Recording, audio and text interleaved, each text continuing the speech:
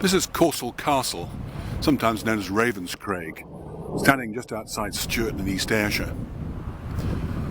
One of the origins of the Over Fork Over motto is linked to a colourful story concerning Corsall Castle and the lands around.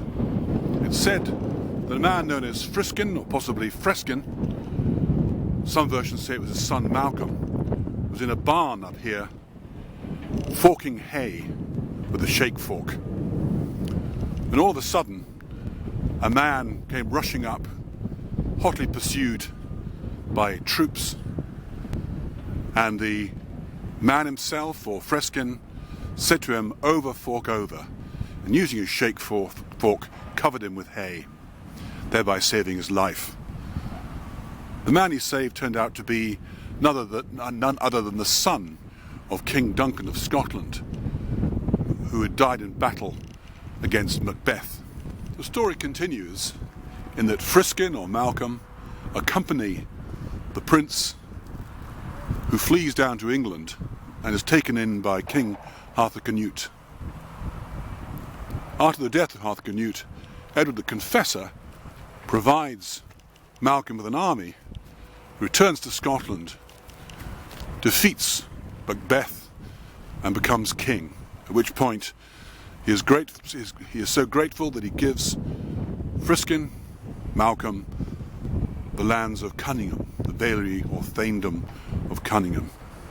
This story is full of inaccuracies, but as all stories, they're often told and retold, improving them as time goes by.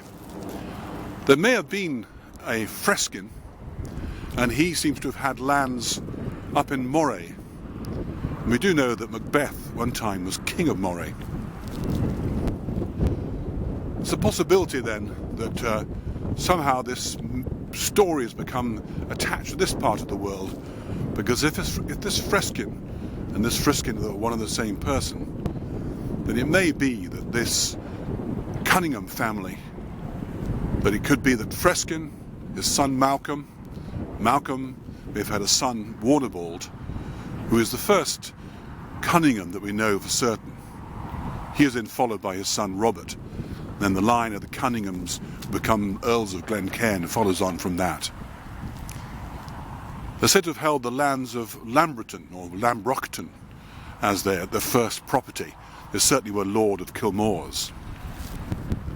So it may be that somehow stories have become detached from Moray, brought down here, mixed up with other stories.